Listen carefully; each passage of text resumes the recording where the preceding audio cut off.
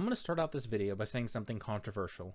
Something so offensive, so odious, I'm afraid that my channel will be shut down the moment YouTube servers check to see if I hit a song from the Backstreet Boys in my video.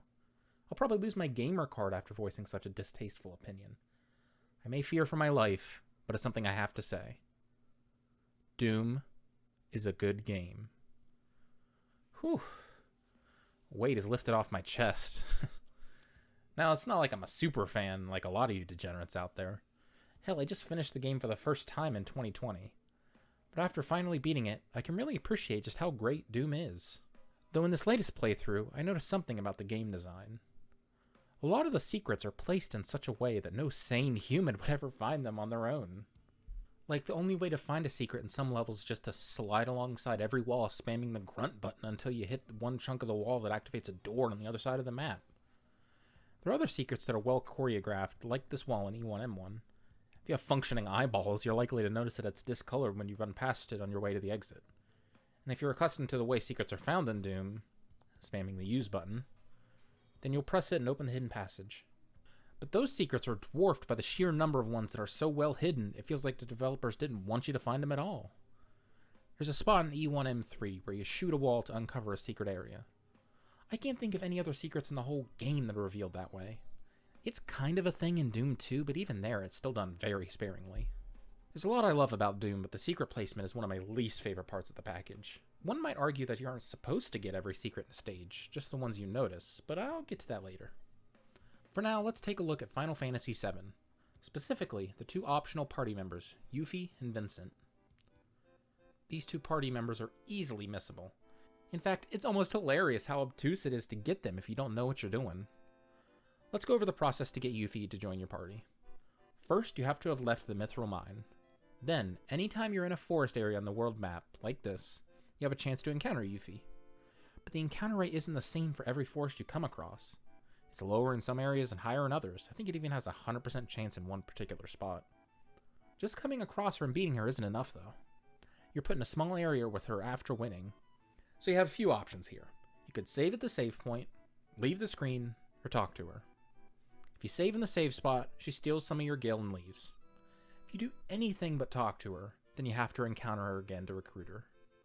Once you start talking to her, that's when the bullshit really begins. You're prompted with 5 dialogue choices during this sequence, and if you mess one of them up, she leaves and you have to fight her again. I think that's a cool idea in theory, but that hinges upon the fact that the dialogue choices make sense to a new player trying to recruit her. So let's look at the choices. Also, let's assume that we know Yuffie is a recruitable party member in the first place, and we're doing our best to get her to join our side. I'll show you the choices and present the correct choice with an arrow. First, okay, already off to a bad start. The logical choice in my mind, if I were trying to recruit her as Cloud, would be to get on her good side and indulge her with another fight. Second choice, again, it's really ambiguous. In fact, I might even say it contradicts the answer of the last choice. Cloud says, not interested, to fighting again, implying like he's taken the high road. Here, the choice of Petrified reads to me like he's humoring her a bit, the opposite of the first choice. Next up, okay, this makes sense. I want her to join the party, so I ask her to stay. But given the vagueness of the previous two choices, I would still be a little on edge. Fourth, easy, logical, love it. Last one. This is the one that really pisses me off. If you've played any Final Fantasy game, you know that when a prompt comes on screen to name a character, there's a 99% chance they're going to join your party. I can't think of any instance where that wasn't the case, but I'm just covering myself for that one weird time where you name a non-party member that probably exists. So me, in my big throbbing logical brain, I would obviously click, what's your name? So I can get into the character naming screen that pretty much guarantees she's going to join with the gang. But that's the wrong answer. You have to pretend not to care about her name for you to actually get her to join you. It's just, I don't get it. You might think I went a little too in-depth with my assumptions about what Cloud would logically think in this scenario to recruit her, but that's all there is to go off of. Her character isn't explored before this encounter, so you can't base your choices off information given to you previously. It's just a straight guessing game. There's no strategy in choosing the right answer. As for Vincent, I don't think he's nearly as bad. He's hidden behind a neat puzzle where you have to find the combination to a safe dotted around an abandoned mansion, but it's still optional. It's entirely possible that you miss him on your first playthrough. Now allow me to ask, Are you a bad person for using a walkthrough so you don't miss out on stuff like that? Okay, maybe not a bad person, but I think there's an interesting discussion to be had here. Does using a walkthrough harm your experience playing a game for the first time? It's a question I genuinely don't know the answer to. I think most people would say no in theory, but a lot of people would disagree on where to draw the line. Like looking up missable content Final Fantasy VII might be okay in the eyes of a lot of people, but looking up max XP glitch Final Fantasy VII to hit level 99 in the first few hours of the game would be mostly frowned upon, I'd imagine. Before I go any further into this, I feel I should clarify my intentions with this discussion. I'm not here to gatekeep your experience with a single-player game. If you want to breeze through Final Fantasy VII over-leveled without having to worry about the battle system at all, more power to you. I'm a person who generally wants to experience a game closest to the way the developer intended. And the developers definitely didn't intend for the player to know where every single item, weapon, and materia is located. So looking up a guide to make sure you pick up every tiny crumb of content might not be how the developer envisioned the player engaging with the game.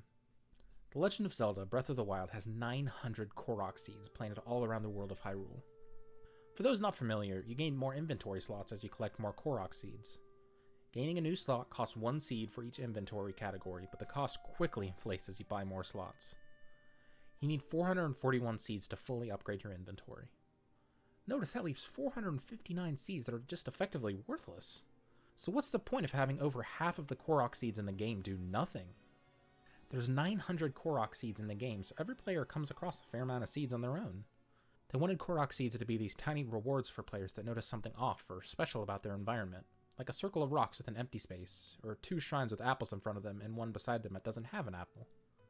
If they removed 459 of the Korok seeds, so there was only the 441 seeds that you need to fully upgrade your inventory, it'd be a lot harder to find them. They'd be more spread out. But having the placement of the seeds be so dense, it's pretty easy to get your inventory upgraded fairly quickly. They don't want you to get all 900 Korok seeds. No player in their right mind would do that, at least on their first run. Doom is designed in the same kind of way, I imagine. You aren't expected to find every secret on your first playthrough. It's something that comes to you after dozens of playthroughs or even discussing it with your friends. Yo dude, if you stand right here and book it to this spot, you can get the soul sphere you see in the window earlier in the level.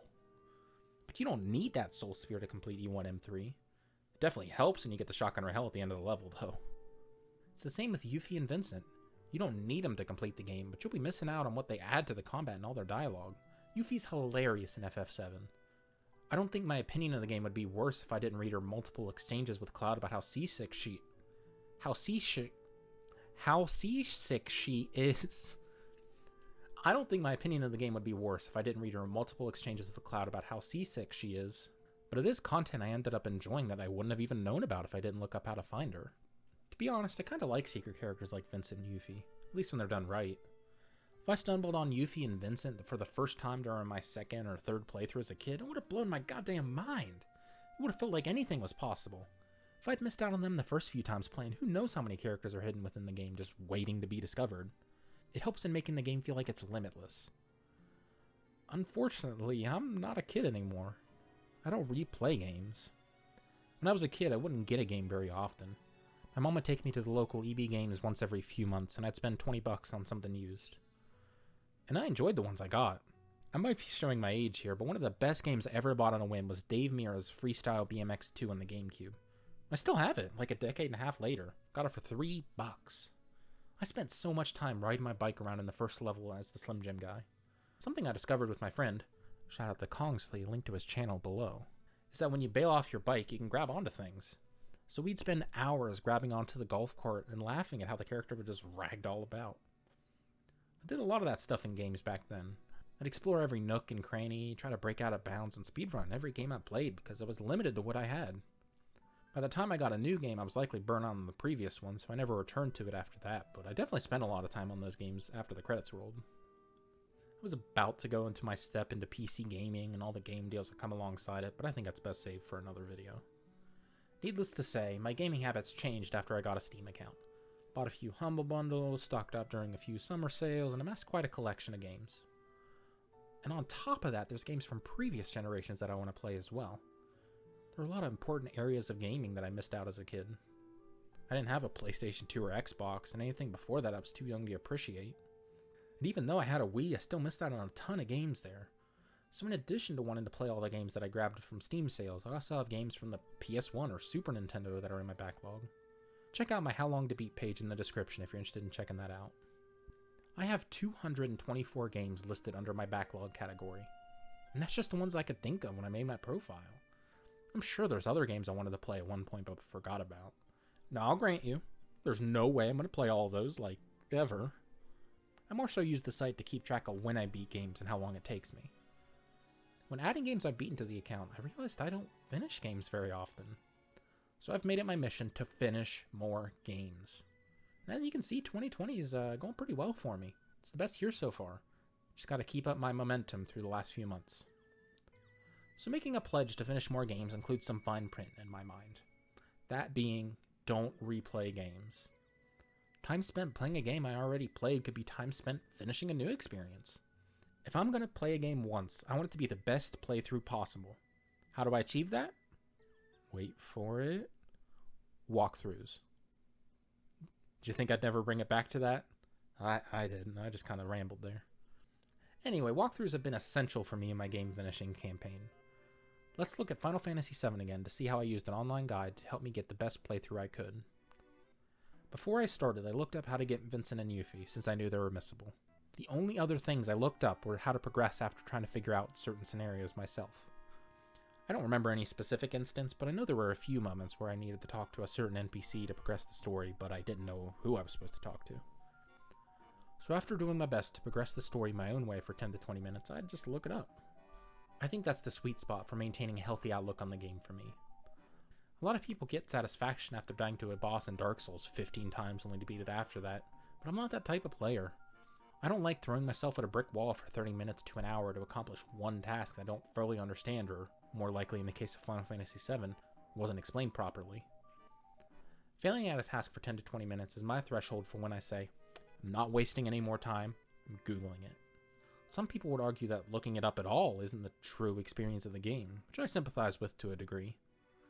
When I play a game like Final Fantasy VII, I want to play it as people played it back in 1997 for the most part.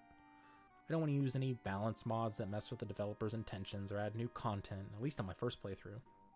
Because I want to say I beat Final Fantasy VII, not I beat Final Fantasy VII, but it was with a balance mod. But I'm not 100% attached to the idea of purity in my first experience with the game. I played Final Fantasy VII on the Switch, which is a pretty bare bones port, but it does have 3 new major additions in the form of cheat hotkeys. You can press a few buttons and activate no random encounters, max health and limit in battle, and ×3 speed. The first 2 I never really used because it felt like they deliberately threw the balance out of whack for player convenience. I'm not going to put anyone down for playing the whole game with God mode enabled, it's just not for me. You can bet I abused the hell out of 3x speed though. I pretty much played the whole game like that. Speeding through simple combat encounters was a no-brainer. I do regret enabling it for dialogue though. I still read everything, but being forced to deal with the normal, not sped up pacing of the dialogue-heavy scenes would have helped me remember a lot of things. There's a lot about the game's story I forgot, but that could probably be attributed to me playing a bunch of other Final Fantasy games after that, and blurring my memories. That being the case, I'm still happy with the inclusion of a speed-up button. I beat the game with 28 hours on my file, doing a fair amount of side stuff, but not everything. I bet my playtime would have been in the upper 50s if the port didn't have the ×3 speed option. I beat all of Final Fantasy IV in the time I saved with that feature. You might call me a hypocrite for using the speed up function while claiming I want a true experience my first time through, and that's fine. You're probably even right. My point is, it's all subjective. I beat Final Fantasy VII while looking up how to get optional characters and grinding at 3x speed, but that was all I did out of the original game's vision, and that's all that matters to me. I felt like I got the most out of my first playthrough, and I don't care if someone thinks I didn't truly beat Final Fantasy VII. And I think we'd be better as a community if we adopted that mindset. Don't let people put you down because you enabled some accessibility options in Celeste, or lowered the difficulty to very easy in Fallout 4, or even looked up where to get a good sword early on in Dark Souls. As long as you're happy playing the game, then don't care what anyone else thinks. I don't think that's really a controversial take, but I think a handful of people will get a bit upset if someone claims they beat Celeste when they had every accessibility option enabled. Or to tie it back into walkthroughs, if someone looks up every puzzle in Portal after trying for a minute or two. I feel like this doesn't really need to be said, but people often play the same games for different reasons. Go on any Team Fortress 2 server and ask why people love playing the game, and you're likely to get 100 different reasons. It holds true for single-player games as well. Portal 2 has a lot going for it. In addition to the puzzles, the dialogue, environments, set pieces all stand out as something special for the genre. So how can someone experience those aspects of the game if they constantly have a hard time solving the puzzles? I think the game does a good enough job establishing concepts and then building upon them in a meaningful way, but I also don't think it's unreasonable to imagine that a few people had a hard time solving some of the puzzles. If the puzzles in the game are the least important element to them, I think they're perfectly valid in subverting them if they want to experience aspects that intrigue them more. If someone wants to explore the world of Lordran in Dark Souls 1, but the combat gives them a hard time, who are you to say that they should get good at the game? You can make an argument that the developers intended for combat to be embraced, but you can't really convince someone that they would have a better time playing the game by interacting with an aspect of it that they just flat out don't enjoy. A lot of people get caught up on that. You can like certain aspects of a game while not liking others. And because someone wants to play it differently than you, doesn't mean your playthrough is invalidated. I believe every game should be as accessible as possible. Celeste has all the options in the world to make the game as easy as possible, but I bet a majority of players didn't adjust them at all. They just want the default experience and trust the balance the developers settled on. But for those people that can't handle the default experience, they can adjust the settings to fit them like a glove. Same for walkthroughs, at least for me. I try and get the most vanilla experience I can out of a game, but if looking up how to unlock a secret character or how to progress in a side quest improves my enjoyment of the game, you bet I'm going to do that. At the end of the day, I just want people to play games and be happy. If you get stuck on a puzzle in a game, though, don't beat yourself up for Googling it and not figuring it out on your own. There's only so many hours in the day. Best to spend those not being frustrated.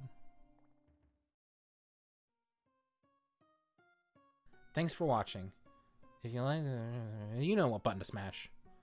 Let me know in the comments if you've ever had an interesting experience with a walkthrough in a game. Like if you looked something up and realized you were doing the solution wrong. There was a puzzle in Metal Gear Solid 3 where I tried everything and couldn't find the solution, but when I looked it up, it was something I already thought of and thought I tried. Man, I felt so stupid after that. Anyway, have a great day, and I'll see you on the flip.